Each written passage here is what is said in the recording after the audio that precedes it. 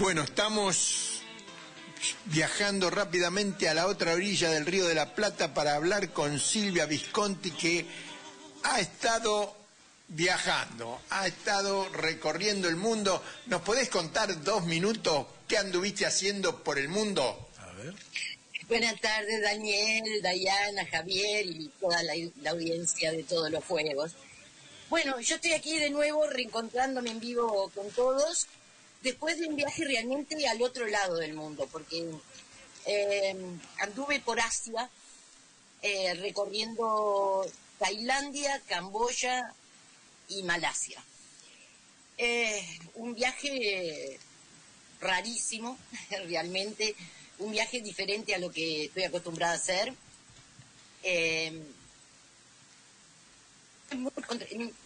Muchas contradicciones, ¿no? Porque son países con los que uno se siente identificado de alguna manera, porque se trata de países del tercer mundo, con las mismas preocupaciones y problemas que tenemos en América Latina, pero a la vez con una cultura totalmente diferente, una ostentación del lujo también diferente en las ciudades sobre todo, ¿no? Esas construcciones monumentales de 100 pisos, rascacielos, negocios, enorme shopping donde hay todas las marcas esas, ¿no? Desde Louis Vuitton y todas esas que yo no conozco demasiado, pero bueno, estaban allí. Y también por el lado de atrás de esos grandes hoteles o de esas construcciones, también pobreza y también gente durmiendo en la calle, y también gente ganándose la vida en parte con el turismo, ¿no? Porque son lugares que han apostado en los últimos tiempos al turismo. Y bueno, una experiencia totalmente distinta, digo, desde los regímenes de gobierno, que hay, en todas ellas hay monarquías, en los 3 países hay monarquía, y hay como una cosa de veneración a la monarquía que a los uruguayos en realidad nos llama muchísimo la atención. Nosotros que somos como totalmente laicos en todo, eso y la enorme religiosidad que hay en estos lugares, ¿no? Donde, bueno, yo que sé, en Tailandia y en Camboya el budismo sobre todo, y en Malasia lo musulmán, pero hay de todo, digamos, entonces, y hay unas muestras de religiosidad muy cotidianas que también me llamaron muchísimo la atención. Así que fue un viaje como distinto, que me permitió conocer una realidad totalmente desconocida prácticamente para mí. Era, digo, salvo los conocimientos que uno tiene, porque la verdad nosotros sabemos poco de Asia. Digo, conocemos algunas historias, Vietnam, Camboya, Corea, China, pero después mucho más no. Y eso también me llamó mucho la atención, los silencios que hay sobre la historia relativamente reciente de Camboya. No hablan mucho de los Khmer Rojos, claro. Hay como una especie de silencio consensuado, e incluso cuando pregunté algunas cosas, noté que había como una cierta incomodidad en hablar de estos temas. Así que bueno, fue una realidad. Después, como todo, las culturas son riquísimas, los paisajes son impresionantes y bueno, siempre uno encuentra gente con la que, a pesar de las dificultades del idioma, porque tailandés o malayo, nada que ver con nuestros idiomas, o camboyano, pero lo poquito de inglés que uno puede manejar, yo soy casi analfabeta en el inglés, pero bueno, alguna palabra suelta, y sobre todo la buena voluntad de la gente de buscar la comunicación. Entonces uno se termina comunicando con gestos, con medias palabras, y bueno, realmente fue como muy, muy removedor. Eso del viaje. Y bueno, buenísimo, ¿eh? No, muy interesante. Hoy en realidad quería contarles una historia, la historia de las llamadas muchachas de abril. Fue un 21 de abril de 1974, a las 2:50 de la madrugada, cuando un comando de las Fuerzas Conjuntas Uruguayas, que buscaba al militante Washington Barrios Fernández, irrumpió violentamente en un apartamento, el apartamento 3 de la calle Mariano Soler, ametrallando a las 3 jóvenes que se encontraban allí en ese momento. Diana Maidanik, de 22 años, Laura Rayo, de 19, y Silvia Reyes, también de 19 años.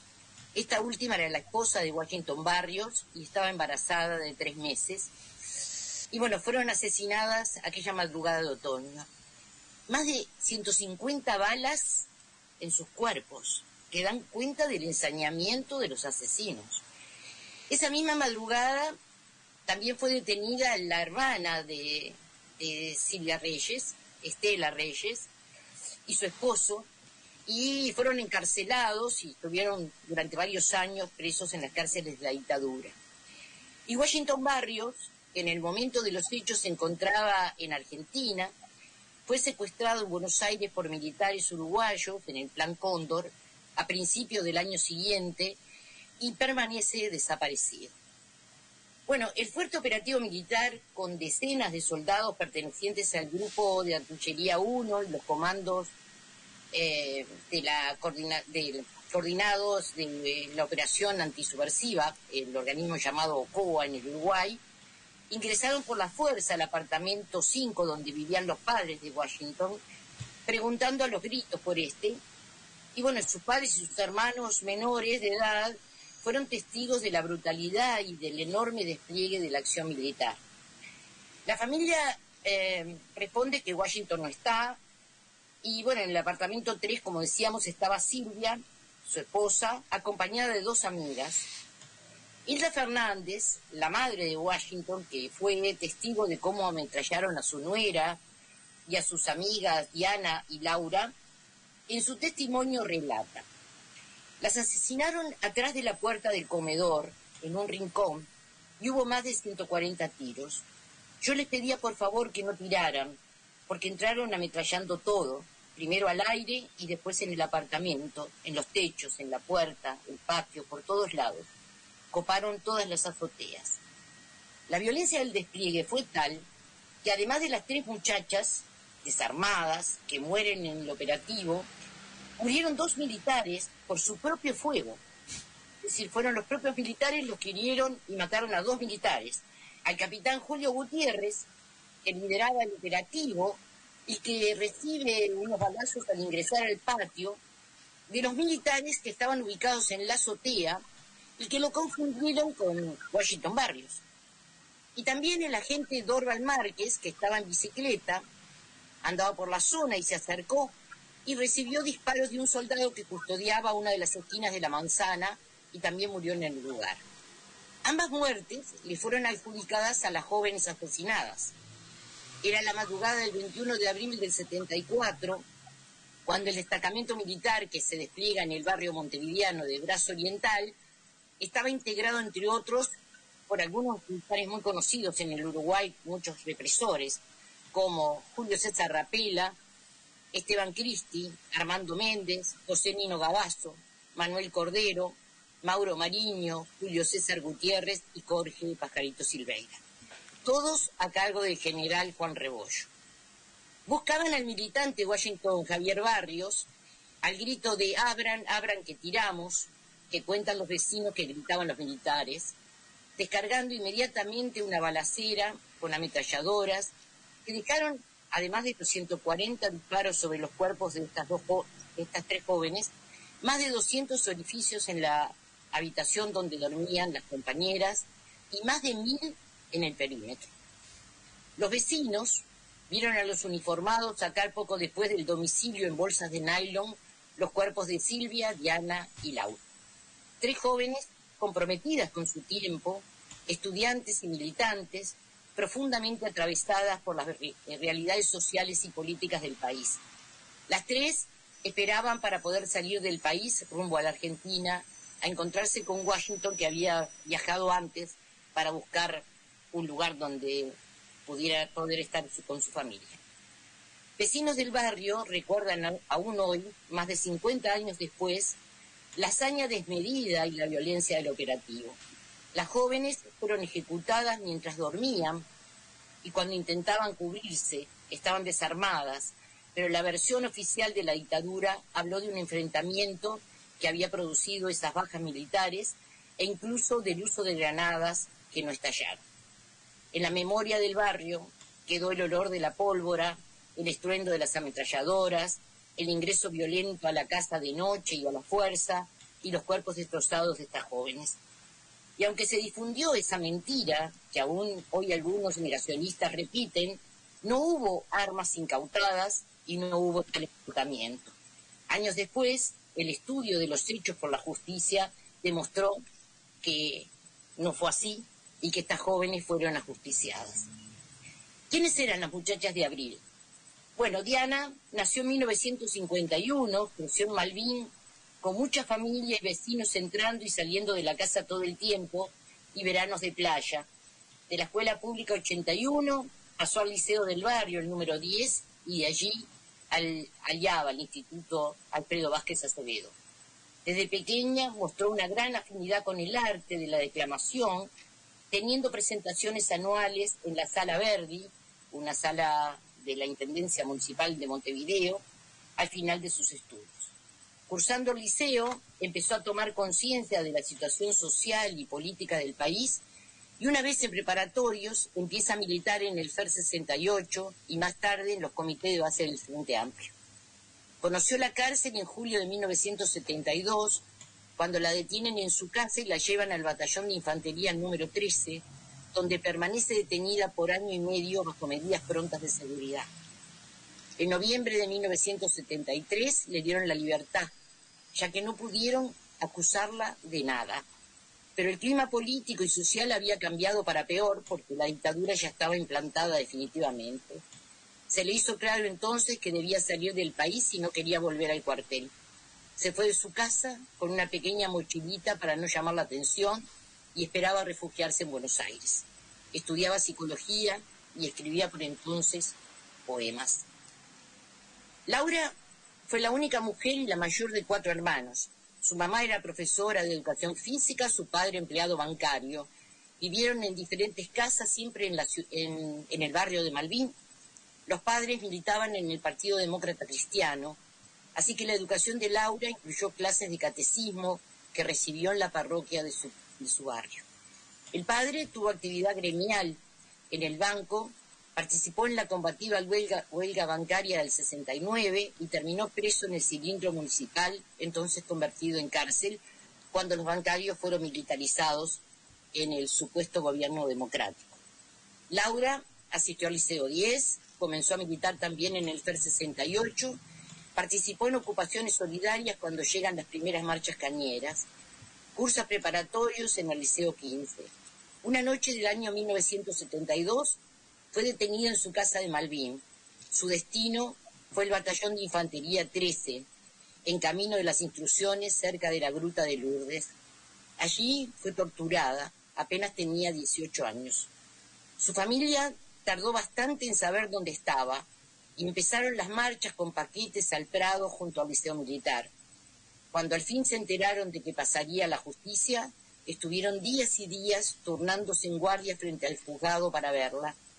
Después del pasaje por el juzgado, empezaron las visitas regulares. Podían ir al cuartel una vez por semana. Pero los domingos, aunque no tenían visita, se instalaban en el fondo de la gruta de Lourdes solo para verla cuando salía al patio. En el afán de que supiera que estaban ahí, su hermano Horacio, que tenía palomas mensajeras, la soltaba cuando creían verla para que ella lo supiera. Ella, de regreso a la celda, dibujaba palomas en vuelo. De esta anécdota surge la canción Laura de las Palomas, que le invito a escuchar en la voz de Dino.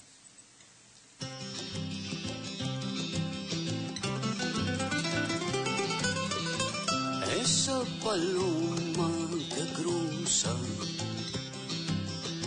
por el cielo del cuartel es hija de una leyenda que pueblo adentro encontré. Tardes de aquel tiempo oscuro vieron levantar los ojos a una muchacha encerrada bajo crepúsculos rotos. Laura miraba llegar desde una gruta cercana la blancura compañera que alzaban manos hermanas. Y al regresar a la celda no contestaba palabras, sino el dibujo de un vuelo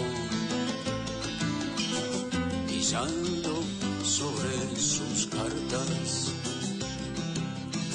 Tiempo después la mataron, pero no abrieron sus ojos para robar las palomas soñadas para nosotros. Y esa blancura que hoy cruza por el cielo del cuartel es la verdad y el castigo que al olvido le robé. Y esa blancura que hoy cruza por el cielo del cuartel es la verdad y el castigo que al olvido le robé.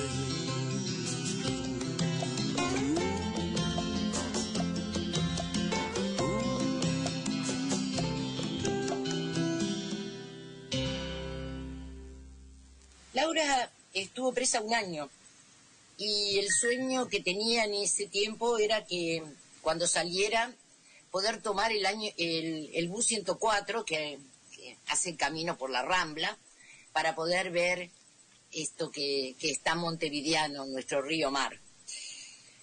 Bueno, Silvia era 2 años menor que su hermana Estela. Eran compinches, vivían en el buceo, en una de las primeras casas de material construidas en esa zona que estaba cerca de un cantegril. Fue a la escuela de Rivera y Julio César, cursó con muy buenas notas, practicó patín en el Platense Patín Club. Una enfermedad a los 5 años la obligaba a hacer reposo y para mantenerla quieta su padre le fabricó un barrilete para que lo remontara desde su cuarto. Más adelante fue al Liceo 12, que estaba en Rivera y Soca, y también allí se destacó por sus notas y por ser muy bonita porque tenía unos ojos verdes que contrastaban con su pelo oscuro y eso llamaba mucho la atención. Tenía muchos amigos, su adolescencia estuvo rodeada de música, los Beatles, los Rollins, Mateo, Urbano Moraes, y entonces decidió aprender guitarra. Su profesora fue la música popular y folclorista uruguaya Teresita Minetti. Su pasión por la música y por integrar la más famosa barrita del barrio la llevó a formar un grupo de rock, de Alacrans. Debutaron en la parroquia de San Pedro, en una kermés, todas vestidas con buzos negros, con un alacrán bordado en blanco, con minifaldas y botas altas negras, como se usaban en esos años. Cuando cumplió 15, sus tíos le regalaron un pasaje para viajar a Buenos Aires. En la agencia Dodero conoció a Washington, que le vendió el pasaje en el vapor de la carrera. Washington tenía 17 años, cursaba preparatorios en el nocturno del Ivo y quería ser abogado. Cuando Silvia regresó de Buenos Aires, él la estaba esperando en el puerto. Silvia trabajaba entonces 4 horas, seguía estudiando y empezó a militar. Ambos comenzaron a salir y se casaron en octubre del 73, después de esta historia bastante rara de amor. Se mudaron a un apartamento atrás de la casa de los padres de él en Brazo Oriental. Para Nochebuena, la última Nochebuena, Silvia, Washington y su hermana, Jacqueline, armaban juntos el tradicional arbolito. Esta Navidad estamos acá, mamá, pero las próximas capaz que estamos en otro lado. Yo te voy a pedir que siempre hagas el arbolito para Nochebuena, así nos vas a tener siempre presentes, le pidió Washington a su madre. Washington hablaba sin decirlo de la memoria. Cuando asesinan a Silvia y sus amigas, Washington estaba, como decíamos, en Buenos Aires buscando una casa para mudarse y se entera de lo sucedido cuando habla con su madre por teléfono. Con la flaca decíamos que si llegaba a pasar algo así, cualquiera de los dos que quedara tenía que luchar y ocupar el puesto de los dos, y eso es lo que voy a hacer. Y lo más probable es que muera peleando como ella murió. Me mataron a la flaca y al gurí que estaba en camino, dice Washington. Silvia y Washington esperaban ese hijo y la muerte interrumpió sus sueños. La causa judicial de las muchachas de Abril en Uruguay, después de terminada la dictadura, sufrió un largo proceso que ilustra la lucha de los familiares por verdad y justicia. El Parlamento uruguayo había sancionado el 8 de marzo de 1985 la Ley de Pacificación Nacional, o Ley de Amnistía, que excluía específicamente a los autores de asesinatos, torturas, tratos degradantes, desapariciones, y a quienes hubieran cometido delitos desde cargos de gobierno, siendo militares o policías, o amparándose en el poder del Estado. Basados en esa ley, los familiares de las muchachas de Abril inician el proceso legal para la investigación y detención de los responsables de los delitos de lesa humanidad. Cuando el Poder Judicial comienza a investigar este caso y los demás denunciados, se inicia una campaña fuertemente impulsada desde el oficialismo de la época. El gobierno de Julio Sanguinetti, la cual obtuvo los resultados esperados por sus promotores, y con fecha 22 de diciembre del 86, se sancionó una nueva ley denominada de la caducidad de la pretensión punitiva del Estado, que no permitió los juicios a los responsables de delitos de lesa humanidad, clausurando la posibilidad de toda investigación de los hechos y consiguiente sanción a los autores y cómplices. La ley fue reafirmada en un plebiscito en 1989. Se sucederían entonces diferentes instancias que los familiares hicieron para poder conocer la verdad, sin éxito, para hacer posible la investigación y el señalamiento de los culpables. Recién en 2007, ya agotada toda la vía recursiva en el ámbito interno, los familiares acudieron a la Comisión Interamericana de Derechos Humanos y la Corte Interamericana de Derechos Humanos, y el 15 de noviembre del 2021, la Corte de Derechos Humanos dictó sentencia sobre el caso Majdanek y otros para Uruguay. El 24 de febrero del 2021, la Fiscalía Especializada en Delitos de Lesa Humanidad solicitó el procesamiento de 3 militares por estos hechos: José Nino Gavazo, Juan Modesto Rebollo y Eduardo Plastornik. El 22 de julio del 2022, la jueza penal de 23 turno Isaura Tórtora procesó con prisión al militar Juan Rebollo por los asesinatos de Diana Majdanek, Laura Rayo y Silvia Reyes. La Fiscalía había pedido el procesamiento también de José Nino Gavazo y de Eduardo Plastornik, pero los mismos habían fallecido en la impunidad. El 15 de junio de 2023 se realizó en el Salón de los Pasos Perdidos del Palacio Legislativo un acto público de reconocimiento de la responsabilidad internacional del Estado uruguayo por estas ejecuciones extrajudiciales de las muchachas de Abril. Y se conocieron oficialmente los detalles de esta masacre recogidos en los documentos de la Corte Internacional. El acto tuvo una asistencia multitudinaria. Los ciudadanos que no lograron entrar al recinto del Palacio Legislativo se congregaron en la Plaza 1 de Mayo para seguir los acontecimientos desde la pantalla gigante allí instalada. Sitios de memoria, un libro, una obra de teatro, recuerdan a las muchachas de Abril, y cada abril ellas vuelven a nuestra memoria. Y yo les invito, para terminar, a escuchar una canción de Papina de Palma, precisamente la canción de la memoria.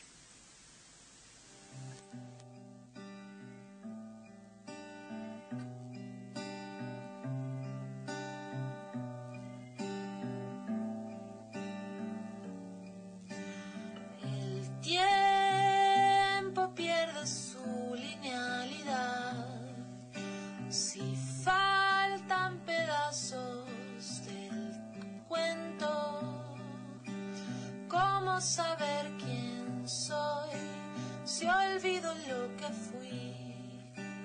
El pasado es también lo que está por venir. Memoria guardiana, la historia nos sana, el futuro no llega sin vos. Memoria obligada, ausencia condena, no hay amaneceres sin vos.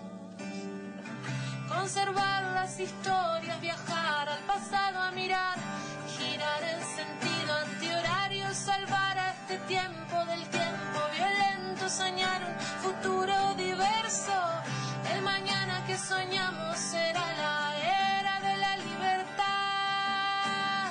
Así las niñas que nazcan podrán ser niñas y nada más. Que la violencia sea para los libros y que cada familia conozca su historia en el mundo entero. Solo donde la memoria permanezca, para dejar que el oscuro envejezca. Así solo se renovarán las flores de estación. Ni una margarita se marchita en esta canción. Hay gente que no está y está presente. Hay gente que no está y está presente. El futuro que soñamos acá no deja ninguna historia sin contar. El futuro que soñamos tiene memoria. El futuro. Bueno, quise rescatar y compartir esta historia, que es una historia que nos es común a argentinos y uruguayos y a tantos otros pueblos de América Latina. En este caso estamos además unidos por la desaparición de Washington, que desaparece en Buenos Aires, y que era colombiano, en realidad naturalizado uruguayo, pero había nacido en Colombia. Bueno, porque la idea de rescatar estas historias es porque, bueno, los pueblos sin memoria no pueden construir futuro, y porque solo con verdad y justicia podremos edificar un destino diferente, más justo, más solidario para nuestros pueblos, allí y aquí. Así que, bueno, dejé esta historia de estas 3 muchachas de Abril.